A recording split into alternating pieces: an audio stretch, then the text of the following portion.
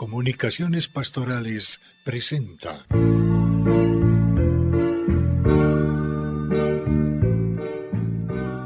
Controversia frente al mundo.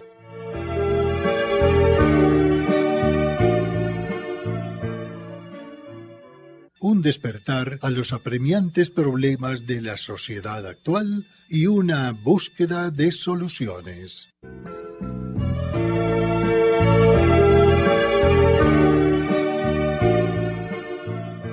Muy apreciados amigos, reciban nuestro saludo especialísimo de parte de nuestro grupo Controversia. Hoy no estamos todos los del equipo, nos falta Ramón, pero nos dejó un tema que aparentemente es abstracto, muy abstracto, como si no tuviésemos amplitud para poderlo como desgajar, como en fin, discernir. Pero si uno profundiza un poquito, resulta que este tema es el eje del problema hoy de la humanidad. Nos decía Ramón, analicen hombre del mundo, hombre de Dios. Y se le pone un poquito de cabeza a esto y realmente la humanidad se divide en dos. Se divide en dos. ¿Quiénes viven del mundo? ¿Quiénes viven de Dios? Recuerda uno el Evangelio. Ustedes viven en el mundo, pero no son del mundo. Nos dice la palabra de Dios. Entonces el mundo tiene su oferta, halagadora, sabrosa, para vivir aquí un buen rato. Y tiene su oferta halagadora, trascendental, para vivir una eternidad bien. El hombre de hoy está hecho para ingerir comida espiritual o ingerir desechos. El mundo de hoy está hecho para eso. No sé si esta introducción religioso-filosófica podrá estar adecuada para ese pensamiento que nos presenta como punto inicial de conversación nuestro amigo ausente Ramón. Orlando, mira, escucho tus palabras y pasan imágenes por mi mente, como visualizando ese hombre de Dios y ese hombre del mundo. Y no sé por qué me detuve como en las redes, ¿cierto? Y me dio la impresión como de que las redes sociales y toda esta cosa, como que por ahí trasega en gran medida el hombre del mundo. Aun cuando también tenemos espacios para la evangelización y para el tema de lo católico, que incluso hago un comentario. A mí yo siento que a veces también lo católico es tocado en las redes sociales como también con una tentación, con la tentación de la vanidad, de la, no sé, bueno, todo, de ciertas cosas, claro. Todo, ¿cierto? Entonces me imaginé como esas dos María dimensiones. Isabel, entendiendo que el pensamiento de Ramón es deísta, sí es deísta, hombre de Dios, en contraposición al hombre del mundo, pero deísta en el sentido de hablar del hombre de buena voluntad bajo cualquier denominación de fe, o sea, no necesariamente la católica, sino el hombre que se le apunta a lo sano, a lo santo, a lo bueno.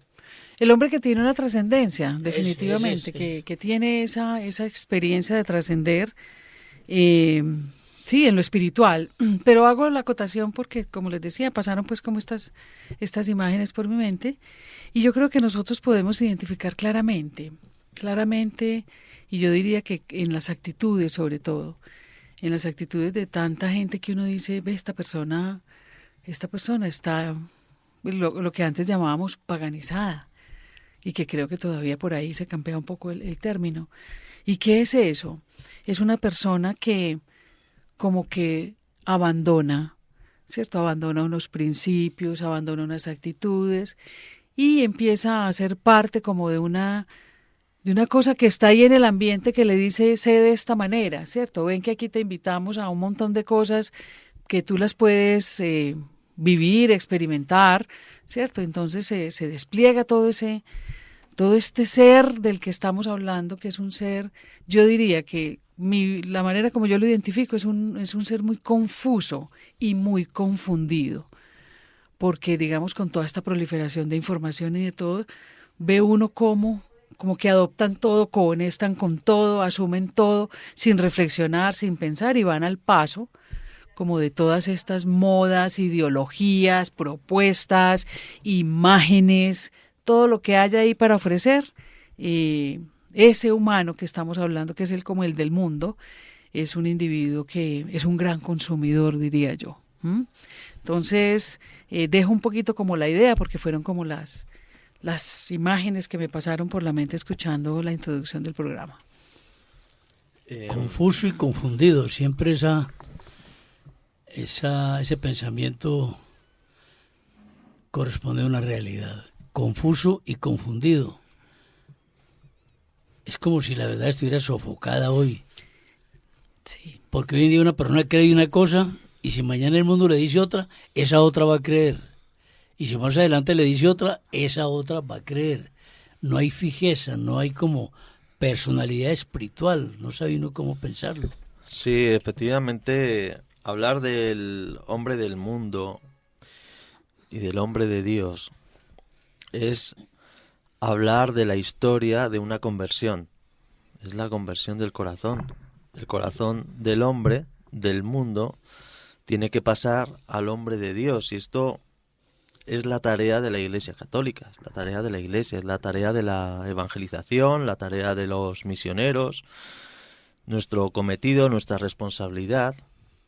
Todos nacemos inmersos en este mundo, inmersos en la ideología del mundo, aceptamos sus postulados, la misma carne que nos constituye tiene una inclinación que nos conduce hacia los postulados del mundo.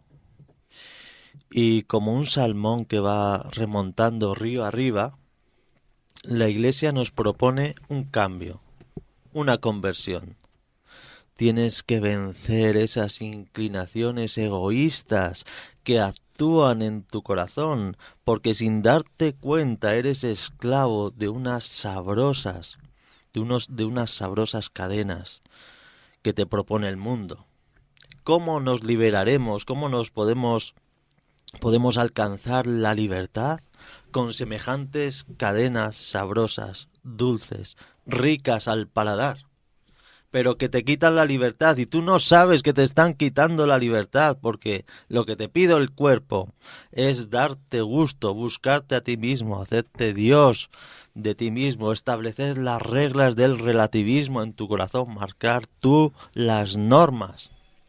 La soberbia te entrega a la lujuria, a los pecados capitales. Quieres todas las mujeres para ti, quieres todos los pasteles de chocolate para ti, y nosotros somos presos de esta circunstancia. Y viene la Iglesia, viene Jesucristo y te dice: es que, hijo mío, tú no te das cuenta lo que está pasando, lo que está sucediendo en tu corazón. Yo te amo con todo mi corazón y no puedo permitir que unas cadenas dulces y sabrosas te tengan sometido, secuestrada tu libertad. No lo puedo permitir. Yo te voy a dar la libertad. Yo te voy a marcar el camino de la libertad.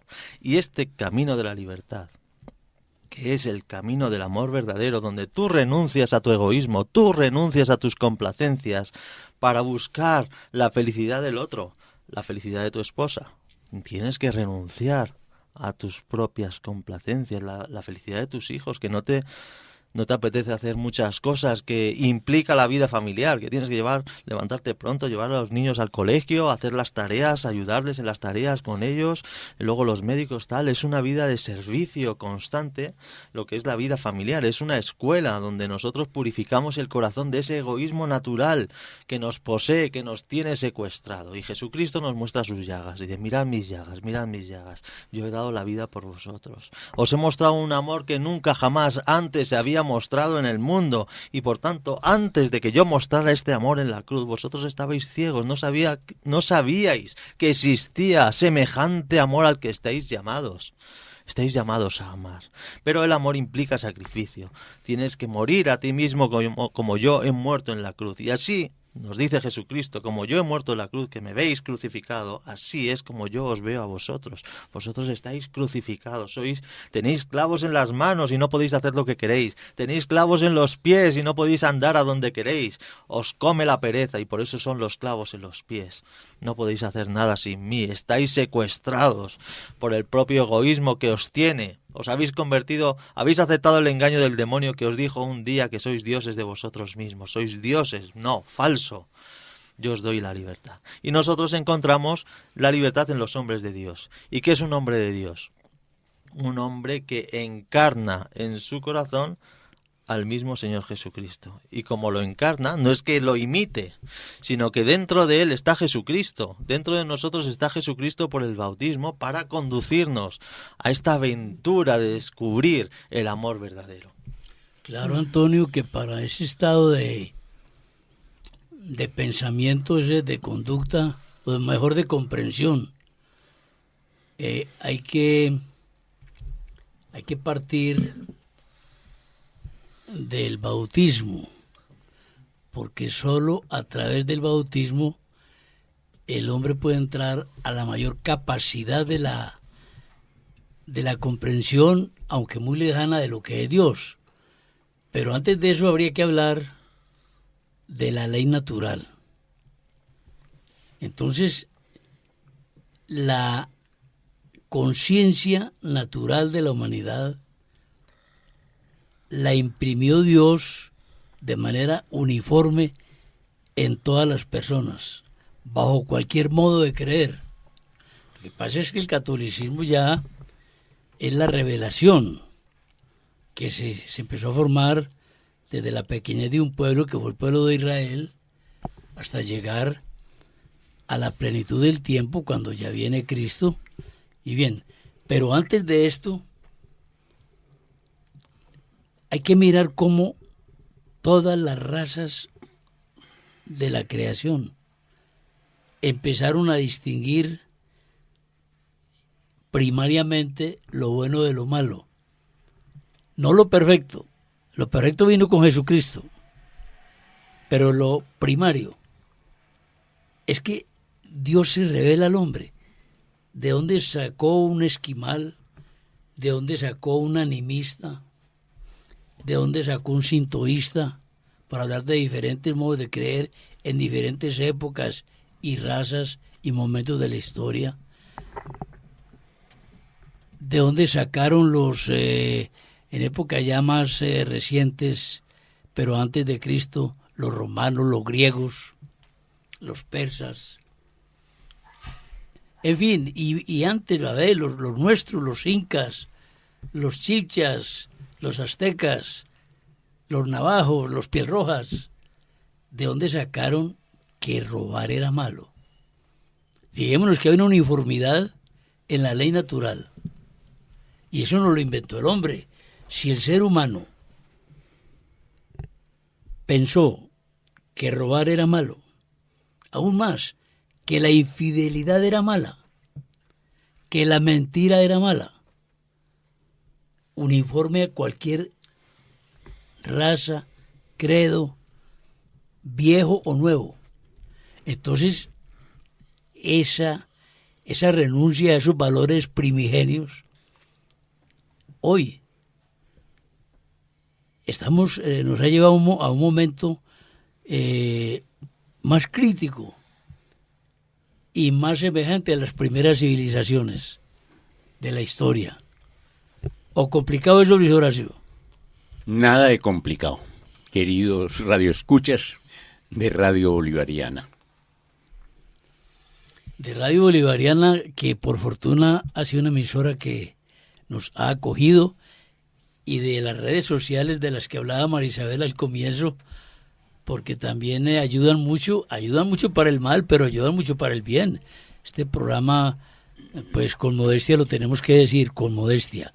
Un poquito de gente, aquí vamos a hacer alardes de la arrolladora sintonía de la que hablan las cadenas radiales, no.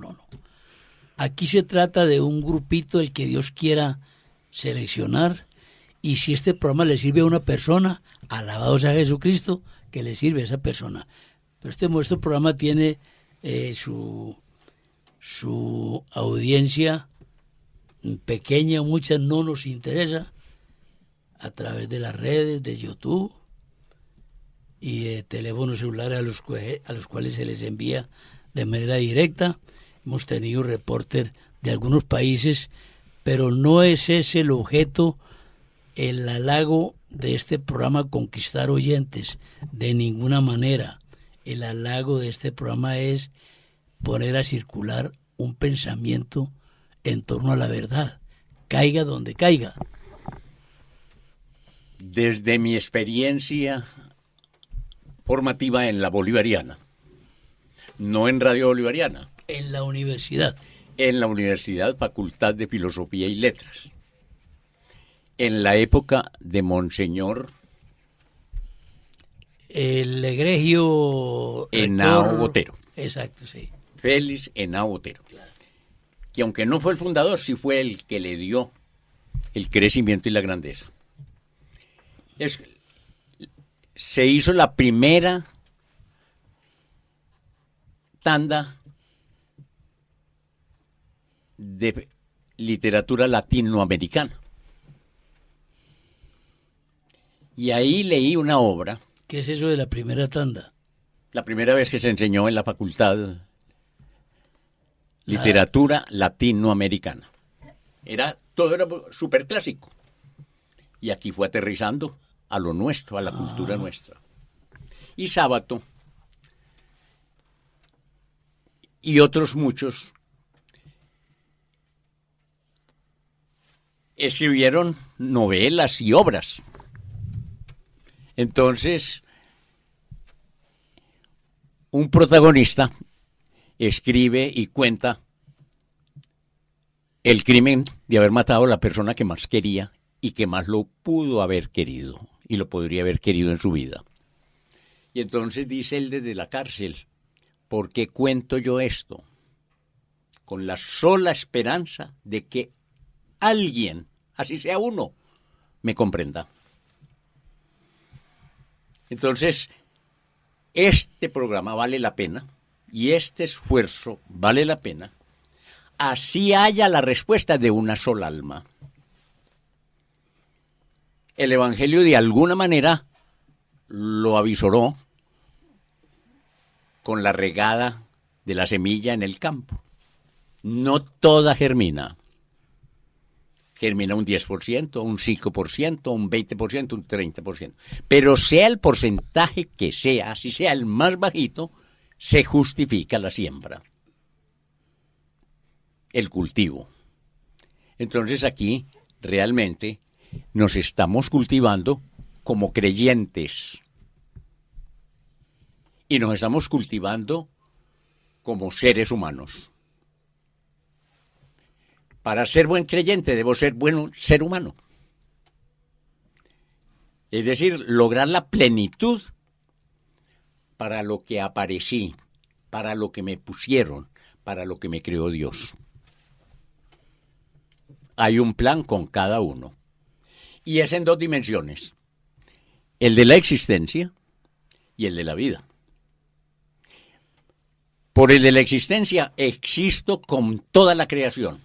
Y por el de la vida participo de una dimensión muy particular que es la vida misma de Dios. Por eso soy yo un ser vivo, porque Dios es un ser vivo y nos comunica su vida. Entonces, en esa dimensión es donde yo creo que se puede ubicar esta dinámica, esta dialéctica, esta tensión entre servir al mundo o servir a Dios. Y servir al mundo me pone en contra de Dios si me voy a dejar arrastrar por sus principios y sus valores. Como nosotros somos la gloria de Dios, el ser humano, se ha dicho, es la gloria de Dios, por eso el odio de Satanás contra nosotros, para poderse, diríamos, de alguna manera, como vengar de Dios, hacerle doler a Dios. Entonces, ahí es donde está, diríamos, esa dialéctica y esa dinámica que podemos vislumbrar en este planteamiento. Y que nos tiene que llevar entonces a que cada uno de nosotros, los que estamos aquí en el programa y los que nos están escuchando, resolver. Y diríamos, esa es la cuestión, como diría William Shakespeare. O ser de Dios y servir a Dios, o ser del mundo y servir al mundo. Incluso, Luis Horacio, me suscitas lo siguiente, y es la pregunta, de verdad. Entonces, ¿cómo estar en el mundo sin ser del mundo? ¿Cómo estar en el mundo sin ser del mundo? ¿Qué tendríamos entonces que hacer los que creemos en Dios para estar en el mundo? Porque de hecho estamos en el mundo sin pertenecer a ese mundo. Y ahí es donde podemos entender, sí, esa gran tentación de todo. Es que esto yo diría que es estar en el mundo es una gran lucha. Es un combate permanente. Es luchar los que creemos por cómo estar acá con todo lo que propone el mundo y luchárnosla para no convivir con eso, por ejemplo. Entonces, yo pienso, ahorita pensaba algo y es, el mundo tiene mucho ruido y ese ruido es todas estas cosas que nos plantea lo que vemos hoy en día a través de todos los medios y de todas las posibilidades que tenemos como un gran ruido. Pero ese ruido está como soportado, lo voy a llamar así, en ese gran silencio de Dios. ¿Y qué es el silencio de Dios? Es lo que nos contiene, donde está todo contenido en Él, ¿sí? Entonces es un poco como entenderlo de por ruido que haya, ¿sí? Por mundo que haya con todas sus cosas, nosotros estamos contenidos en Dios, ¿sí? Entonces ese ruido nunca será mayor que la realidad y la trascendencia y la existencia de ese Dios que habita con nosotros, habita en nosotros, que lo contiene todo, ¿sí? Pero que nos está dando la oportunidad, precisamente de que con esta realidad, de esta lucha, de esta batalla, pues cada uno va tomando sus propias decisiones. ¿Dónde quiere estar? ¿Quiere estar en el mundo sin ser del mundo? ¿O quiere estar en el mundo siendo del mundo? Hay que tener, digamos, a ver, esto es una escala de valores violada en primera instancia por la contradicción de uno con uno mismo. Quiero explicar esto que ni yo mismo lo entiendo de la siguiente manera. Hay personas que tienen la fortuna, el carisma, la conciencia, sienten el llamado de entregarse mucho a Dios, que lo debiéramos tener todos, pero nuestra mala voluntad no nos permite avanzar. Pero por lo menos que no hubiera el divorcio, al menos en la vida civil, de la contradicción personal. Dice el Evangelio, que tu palabra sea sí, sí, o no, no. Mire, y esto no va para los curas, ni para los santos, esto va para todo el mundo. Va para nosotros. Va para nosotros. Entonces, la situación política de nuestro país Colombia, no vamos a hablar de situaciones específicas y mucho menos de nombres, pero sí de una realidad constante en nuestro devenir político. Nuestros políticos tienen los defectos nuestros. Si fueran honrados consigo mismos, no estaríamos en los debates que aquel dijo sí y aquel dijo no, que mañana este que dijo sí, ya hoy dice que no, que voy con una doble faz al Congreso para ganarme unos adeptos, votando por unas doctrinas que ni yo mismo creo, por unos postulados. Entonces, nosotros andamos en contradicción con nosotros mismos. Entonces, eso revela la situación, por ejemplo, del país. Si usted ve, por ejemplo, ese hablar de justicia, de distribución, de equidad de todos los bienes, de esto y lo de más allá, que la verdad, que la democracia, que tal cosa. Mire usted la doctrina social de la Iglesia. No estamos hablando del culto, sino de la doctrina social de la Iglesia, los postulados para la redistribución de las riquezas, que no obedecen ni al comunismo ni al capitalismo, sino a la justicia, a la verdad. Ahí están esos libritos de la doctrina social de la Iglesia, fórmula social para el buen vivir, no admiten contradicción. Ahí los tenemos empolvados en las bibliotecas de todas las universidades. No son consultados, no son creídos, no son tenidos en cuenta. ¿Por qué? Porque confrontan esa realidad, el sí y el no que nos dijo el Evangelio. El problema social uno lo puede explicar desde el Evangelio, sin ningún problema. ¿Qué tiene esta iglesia que hay que ocultarla? ¿Qué tiene esta iglesia que hay que acabar con ella? Pero un señor dijo la otra vez, en la época del concordato, Antonio, no te tocó a vos, el concordato era para nosotros un acuerdo del Estado y la Iglesia. Exactamente. Y dijo, no, yo soy católico, yo la Biblia en la casa, pero aquí no es la Biblia en el Congreso. Un momento, o es una norma, un régimen de vida, la palabra de Dios, o no es, pero no que en la casa tengo la Biblia y en mi comportamiento fuera de la casa ya tengo otros códigos de vida. Sí, lo que pasa, ¿Eso Orlando, somos? sí, eso somos, definitivamente. Yo pienso que eso que ahorita hablábamos, este es un hombre confundido y es un hombre confuso, y en tiempo confuso también. También está denotando una falta de trascendencia. Miren cómo de verdad esa actitud propia también humana de trascender, porque igual el que nosotros hayamos logrado entender y tratar de entender a Dios, de que hay un Dios, de que hay una trascendencia, pues eso sucedió en algún momento, ¿sí? Y cómo vemos paso a paso que se va perdiendo, ¿sí? Se va perdiendo esa actitud, esa disposición humana de querer trascender.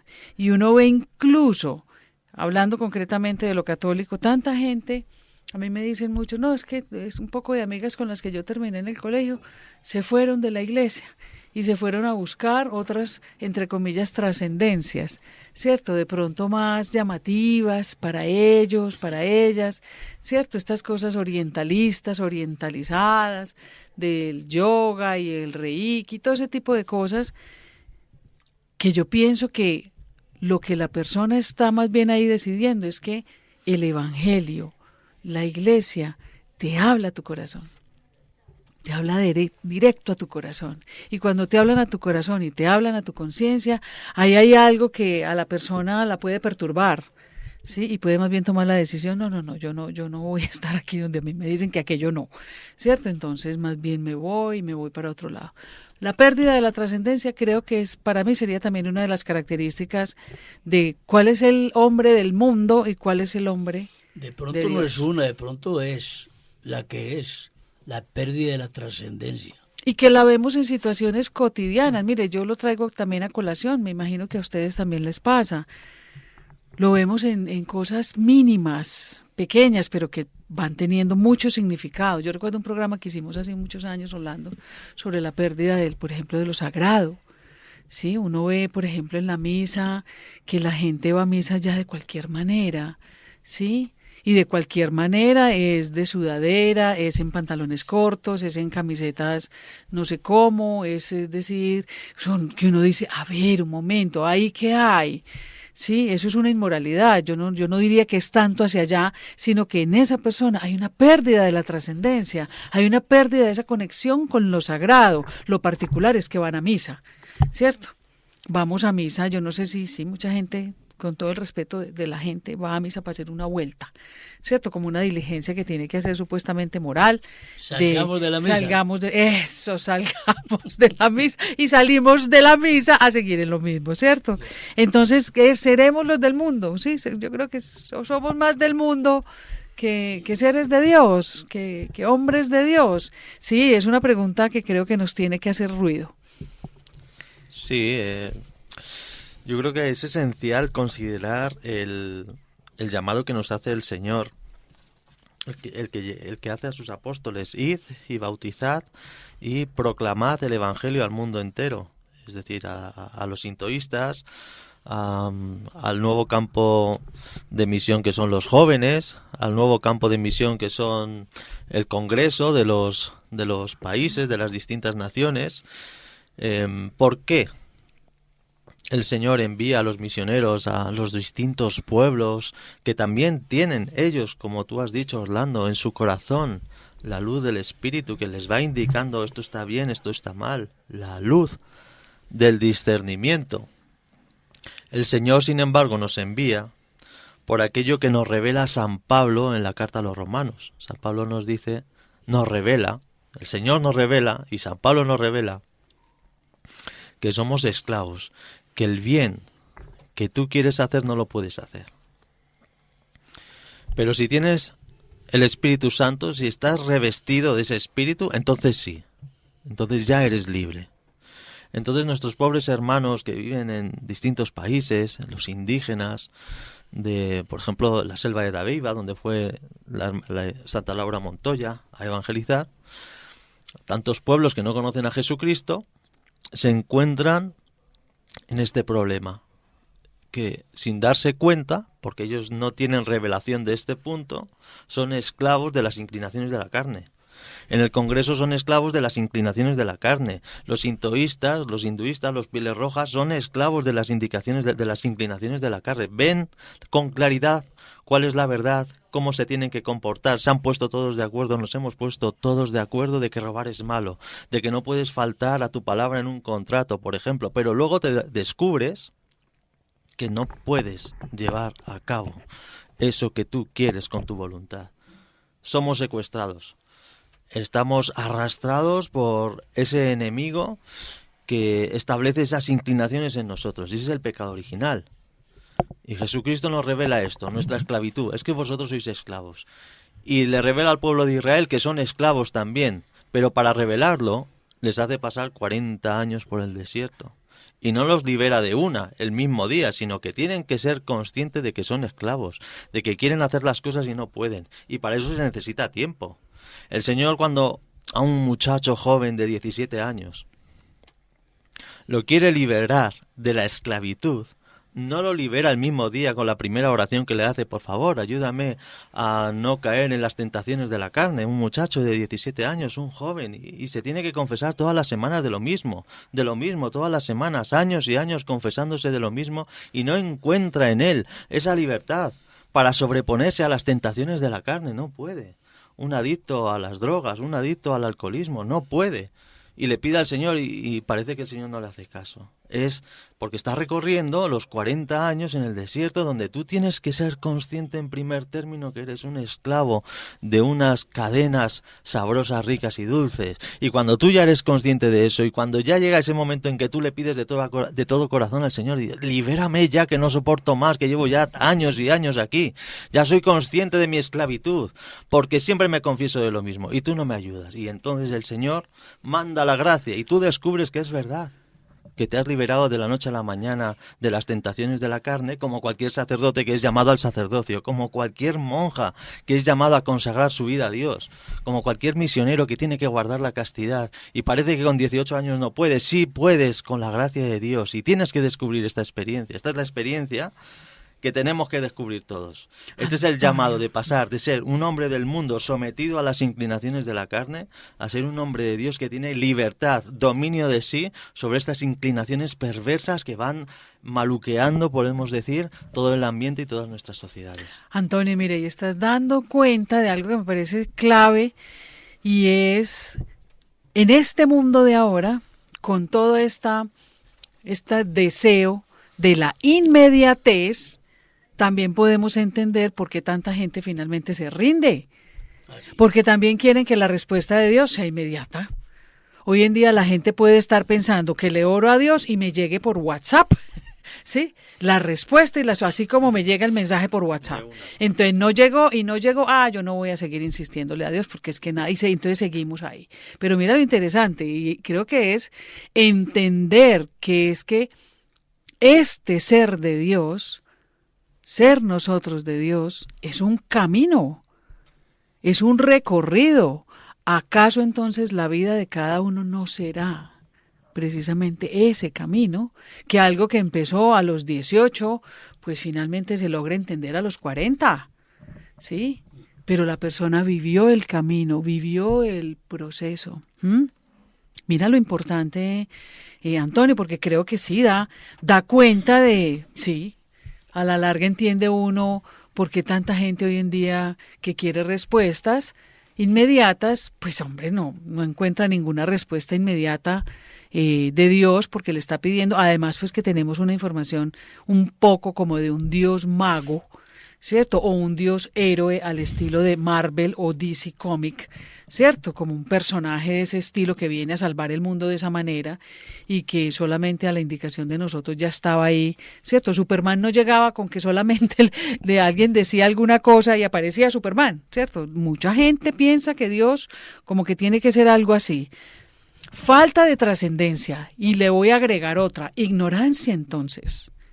Ignorancia, ignoramos, desconocemos, no tenemos ese conocimiento, no nos acercamos a él. ¿De qué significa hacer este camino? ¿Qué es este recorrido que hacemos en el mundo para poder decir que no estamos en él? Sigue bailándome en la cabeza la misma imagen que me surgió desde el planteamiento inicial de cómo estar en el mundo sin ser del mundo. Y la imagen es la de los peces y en el río Magdalena. La subienda, ¿en qué consiste? Que es un fenómeno real. Los peces suben en contravía de la dirección del agua, superando la resistencia de la fuerza del agua que baja y ellos suben. Entonces me parece que es la imagen para mí perfecta de esta dinámica. ¿Cómo estar en el mundo sin ser del mundo? Como el pez. Está en el agua del río Magdalena, pero sin dejarse arrastrar. A contracorriente. A contracorriente. Y no solamente en los problemas de la carne. Ese no es el único pecado que nos asedia. ¿Cómo les parece a ustedes la mentira? La falta de colaboración con el otro, la falta de amor, la falta de comprensión y la omisión.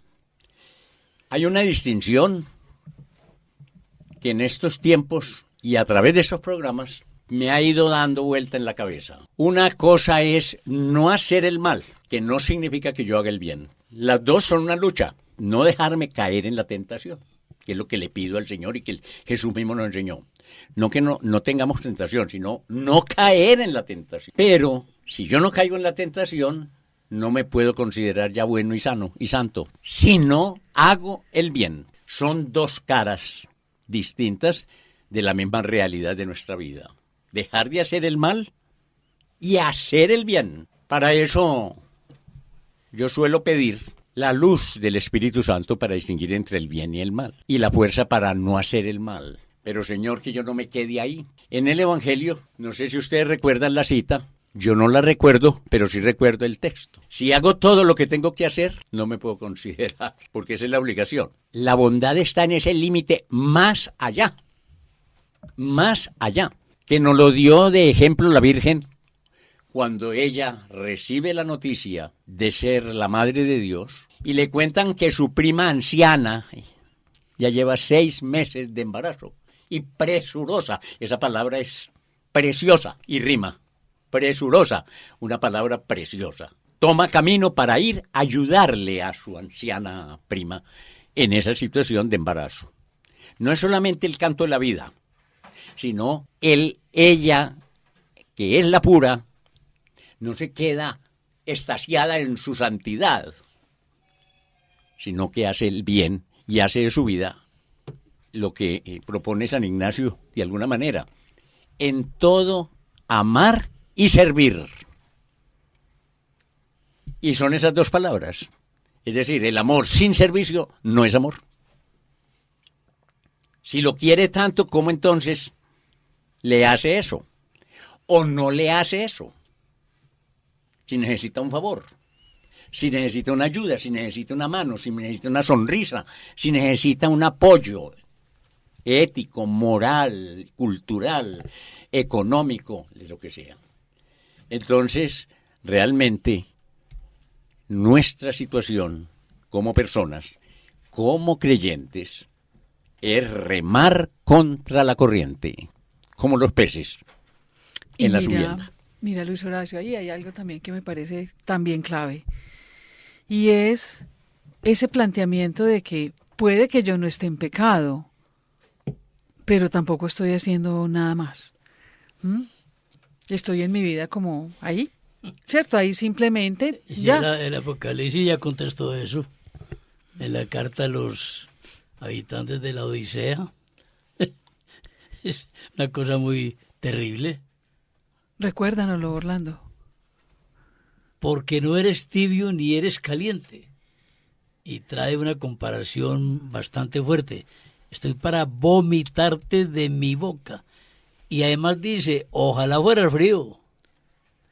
U ojalá fueras caliente. Pero como no eres ni frío ni caliente, hombre, la mediocridad. Uno tiene mucha mediocridad. El pecado es la mediocridad. Ni para arriba ni para abajo. Y eso es malísimo. Luis Horacio me hace acordar de eso. Sí, para mí también es clarísimo. Sí, porque de verdad uno puede decir, ay no, yo estoy confesada, estoy en gracia de Dios y todo, pero no hago nada.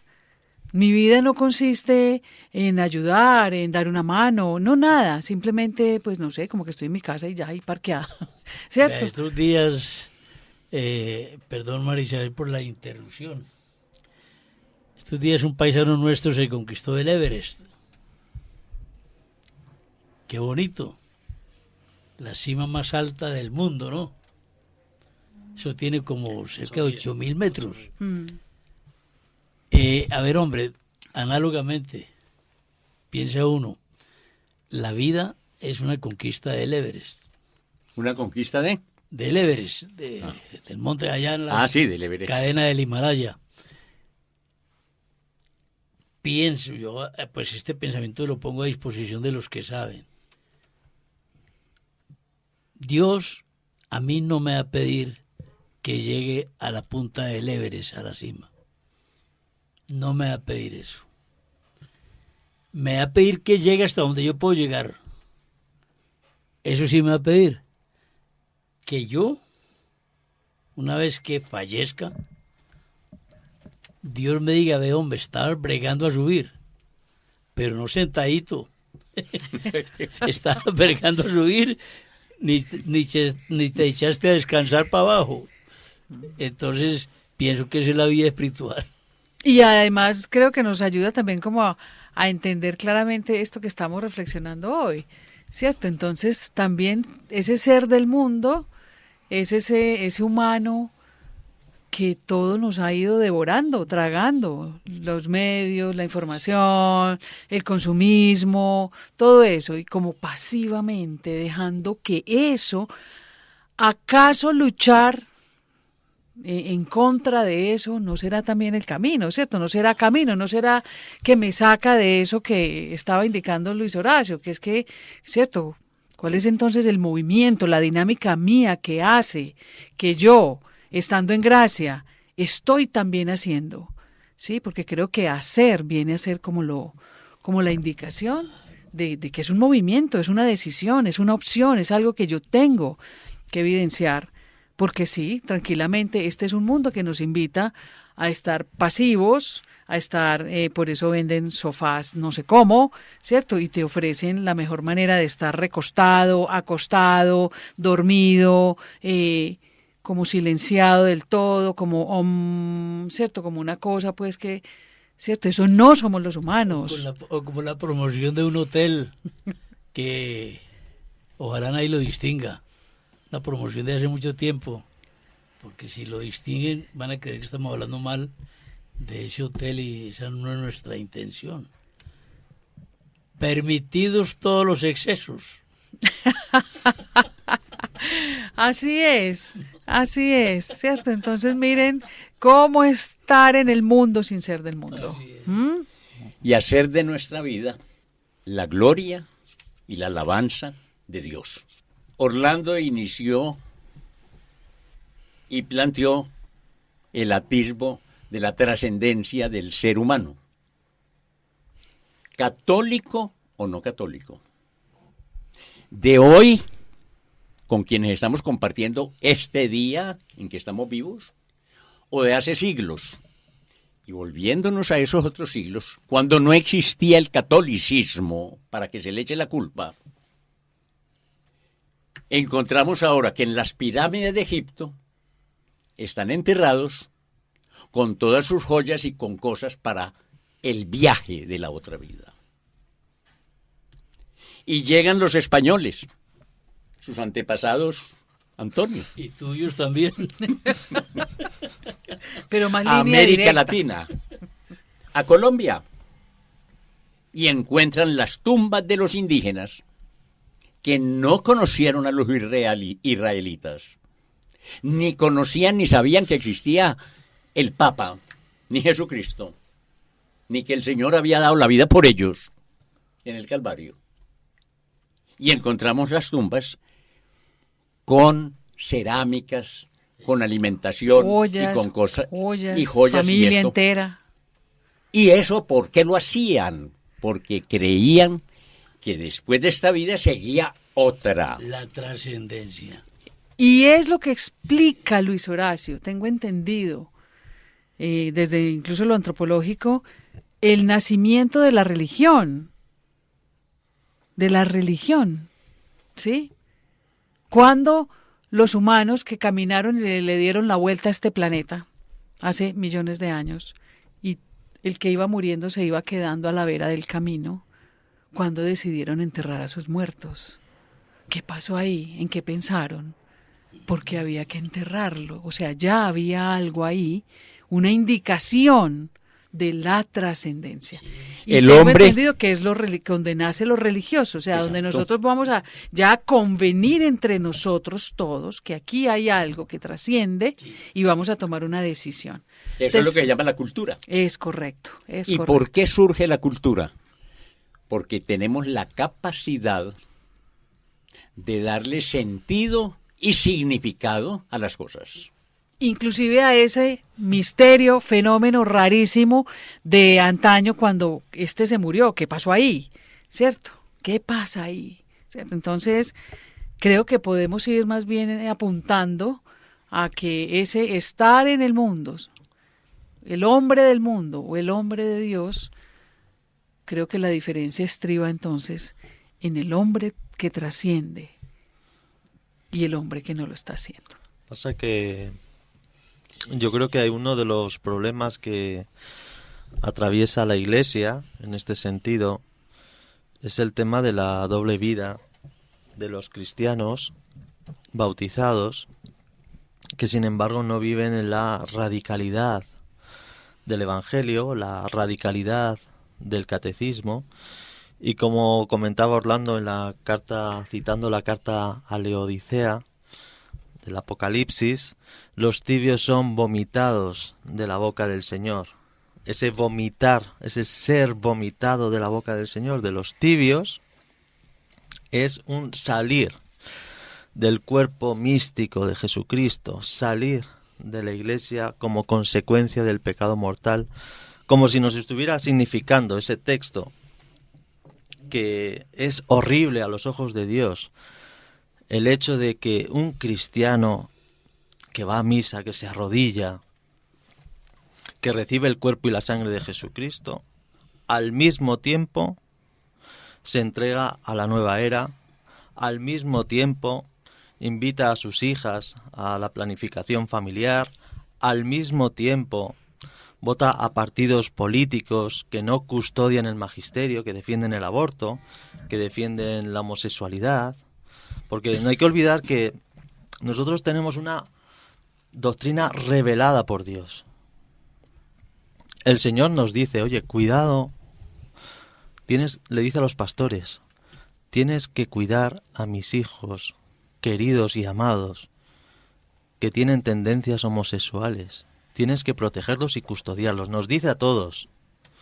¿Y de qué los tenemos que proteger? ¿De qué tenemos que custodiarlos? Sino de que la homosexualidad, la práctica de la homosexualidad, por poner un ejemplo ilustrativo, va a venir a sus corazones, al de ellos, para destruirles la vida, para hacerlos hombres arrastrados por el pecado, pues como a nosotros también, así como la el adulterio sexual de los hombres, de los heterosexuales, igual, la misma cosa. La misma historia. Lo que pasa que el problema es que esas cosas se defienden por los mismos católicos.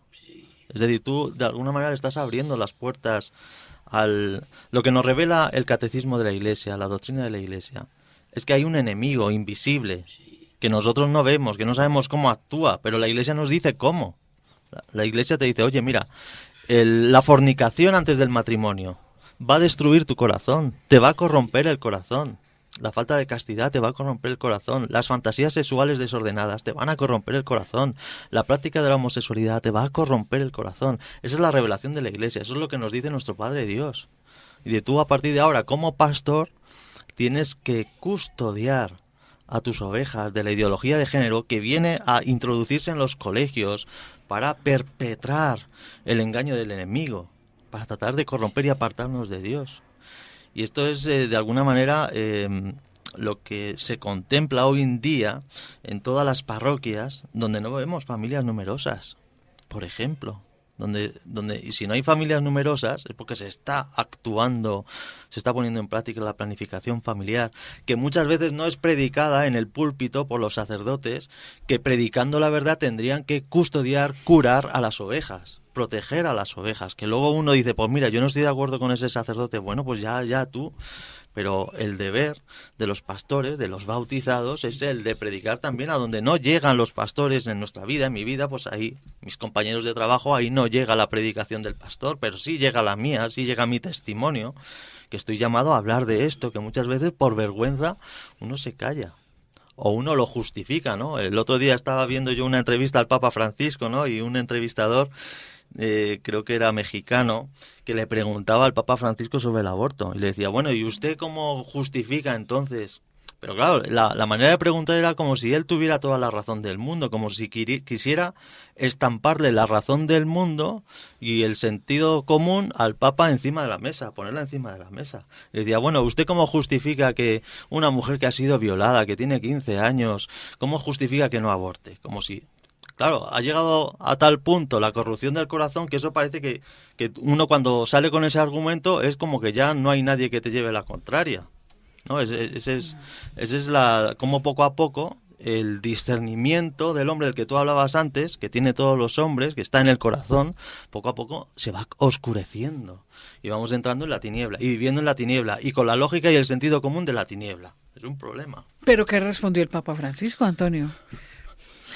El Papa Francisco respondió, dijo, bueno, ahí hay un ser humano. Claro. Ahí hay un ser humano. Desde el segundo uno hay un ser humano y por lo tanto tiene su derecho a la vida. Claro. Que la ley natural le concede. Y mira una cosa, que como abogado tenés que dirimirla. Resulta que entonces violaron a la muchacha. Hombre, ¿quién no va a tener pesar de esa violación? Claro. Entonces matemos al inocente. En vez de coger el violador, que tampoco es cristiano, colgarlo, pero sí castigarlo. Vamos, sí, no lo a vamos matar a al inocente que no tuvo culpa de nada. Hombre. Y yo creo que son las confusiones, precisamente, que ese espíritu del mal se campea, se sigue campeando y llega a nuestras mentes y nos tienta y nos hace pensar que esas justificaciones, todo está justificado hoy en día, todo, absolutamente todo, ¿sí? El depredador todo, que tiene mejor dicho, un arsenal de cadáveres a sus espaldas, está justificado que porque el papá le pegaba, ¿cierto? Justificaciones de que es que pobrecitos que fuimos maltratados, pobrecitos que fuimos castigados, no. Yo ahí difiero realmente, porque yo pienso que, y vuelvo al punto, si esto entonces no es una falta de trascendencia del humano, de verdad de entender que tenemos esa posibilidad, es que creo que para eso fue que entonces se nos dio esta mente poderosa que yo también la entiendo, Luis Horacio, como la gloria de la creación. ¿Sí? La mente humana, ¿sí? Obra de Dios. Entonces, es el engaño, ¿cierto? Es un engaño tremendo que se campea y nosotros los cristianos, los católicos, todos estamos consumiendo eso. ¿Sí? Es que si nosotros, desde la fe, basados sobre la trascendencia, reconociéramos que somos templos vivos del Espíritu Santo, la relación conmigo mismo y con los demás, que somos seres corpóreos, sería muy distinta. Total.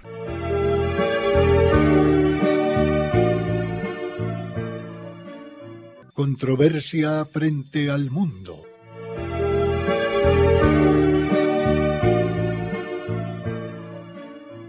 Un despertar a los apremiantes problemas de la sociedad actual y una búsqueda de soluciones.